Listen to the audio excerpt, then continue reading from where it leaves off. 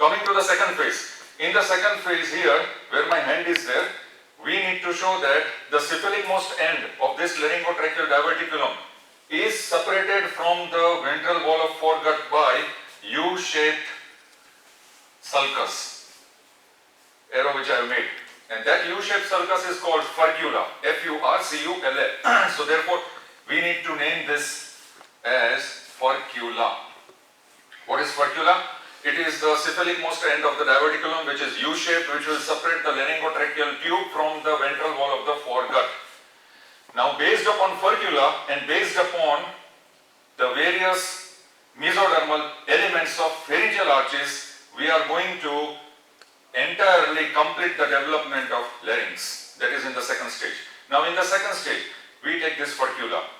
As I told you, what is the shape of the furcula? The shape of furcula will be, it will be U-shaped. So first we make this U-shaped furcula. Now, in this U-shaped furcula, we draw the lateral wall. This is the lateral wall. That is what we need to show. And we show the complete structure like this.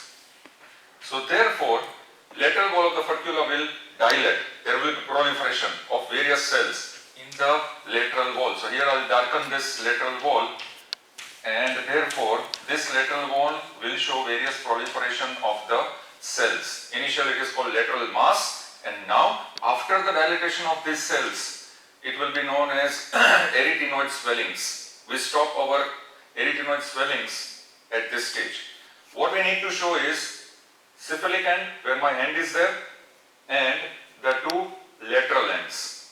Then we'll continue in the caudal direction.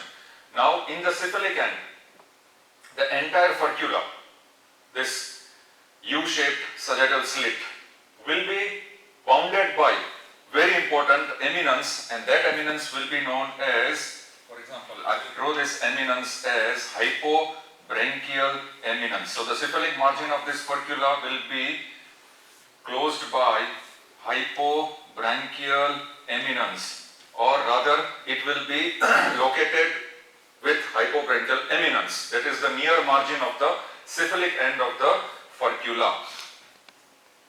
Ventral to hypobranchial eminence, that is cephalic to hypobranchial eminence. What structures will be there?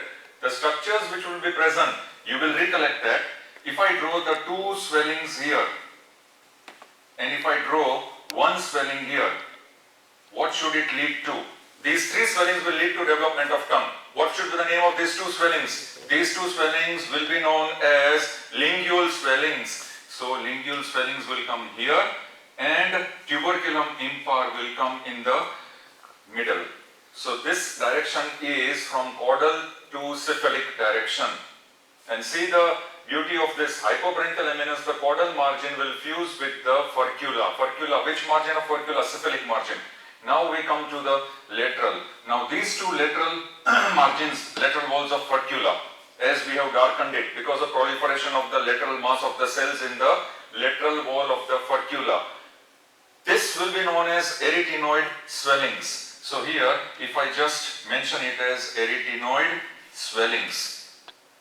Now, caudal to it, we have to complete the various cartilages of the larynx. Now, before we start with the further differentiation of arytenoid swellings, we should understand that the entire larynx now will compose of 3 paired and 3 unpaired cartilages. The 3 single cartilages will be epiglottis, thyroid cartilage and cricoid cartilage, and 3 paired cartilages will be arytenoid cartilages, cornicular cartilages and cuneiform cartilages.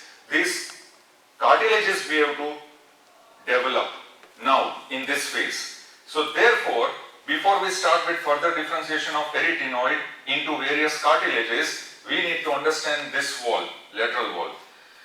Lateral wall of this furcula, the lateral wall of this laryngotracheal tube will be developed from, I will use blue color here, and this lateral wall will be developed from the mucous lining of 6th pharyngeal arch. And if you recollect the mucous lining of the 6th pharyngeal arch, that mucous lining of 6th pharyngeal arch in the last final development, it will lead to the development of to the last phase, in the last sequence. But initially, these are the two mucous derivatives of sixth pharyngeal arch. So at this stage, we have to mention this as, we will mention this as mucous derivatives of the sixth pharyngeal arch. So here, this much we have to mention. Now we come to these two arytenoid swellings. These two arytenoid swellings now, they will differentiate in such a way that they will divide into upper and lower segments. So another diagram we will draw here for upper and lower segments.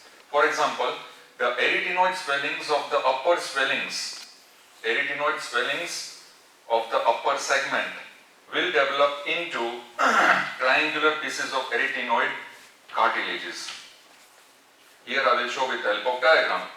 These two arytenoid swellings, further development, they will differentiate into upper and lower segment. Upper segment will develop into the paired arytenoid cartilages. Above that, small nodules of cartilage. What should be the name of this cartilage?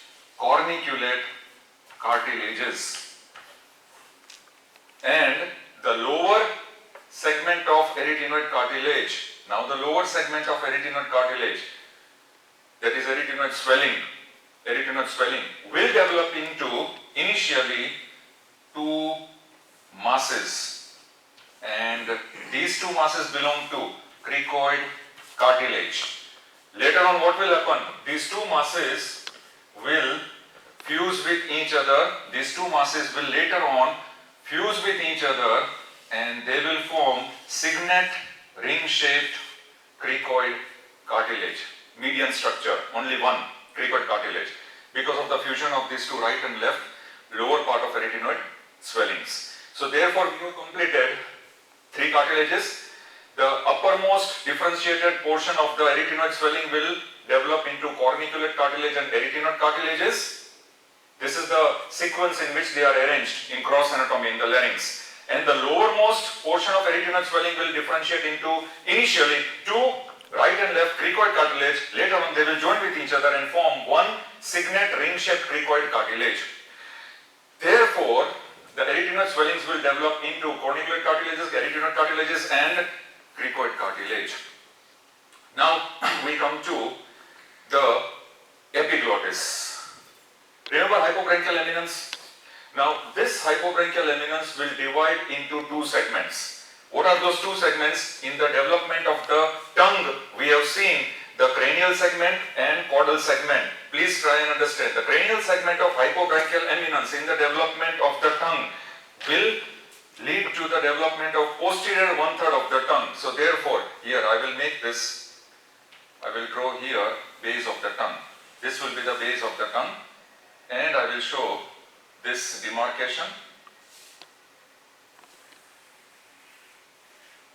Posterior one-third of the tongue, and here I will write it as posterior one-third, and this is the tongue, cranial part of hypobranchial eminence. What about the caudal part? The caudal part of hypobranchial eminence will develop into this structure, and this structure will be known as, if I draw a cross section only, epiglottis.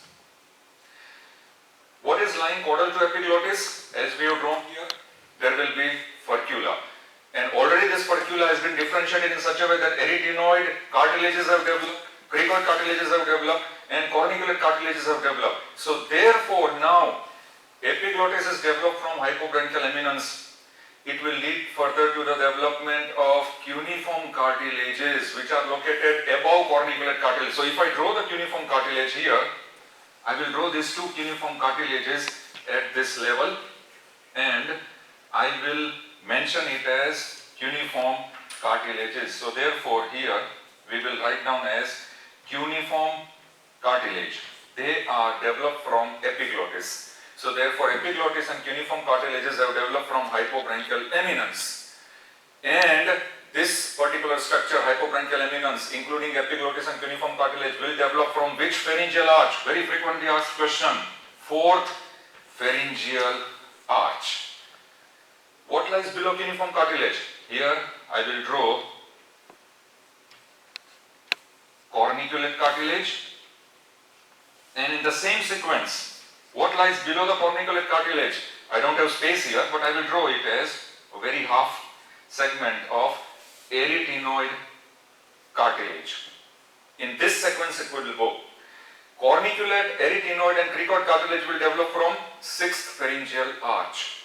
And epiglottis and cuneiform cartilage will develop from 4th pharyngeal arch. Now this entire diagram we have to draw in a very small segment in one piece. So therefore this entire diagram from cephalic to caudal end we will draw in one sequence. So first we shall draw, let us draw the tongue. So here I will draw a very small representation of the tongue, in which this will be the posterior 1/3. Here I will show the representation of epiglottis. So this will be the epiglottis of the present ear. Behind the epiglottis, we will show here the representation of cuneiform cartilages, very small cuneiform cartilage here. And then we will show corniculate and cricoid cartilage. So this will be corniculate cartilage, and below that will be cricoid cartilage. Now here, this will be the cricoid cartilage. Please note down, at this point, the furcula will become T-shaped. So the furcula will change and it will become, in this way it becomes T-shaped.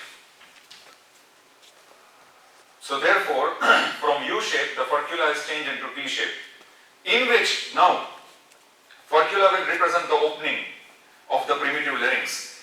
Anterior, it is completed by the caudal end of hypobronchial eminence, epiglottis.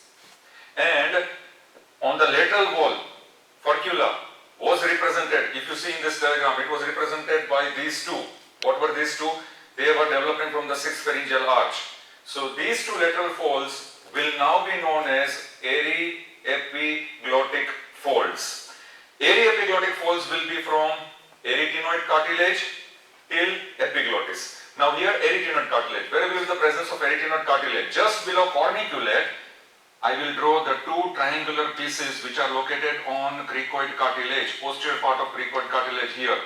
So these two will be the arytenoid cartilages, and from these arytenoid cartilages, if you just draw as blue color, this will show the presence of aryepiglottic fold.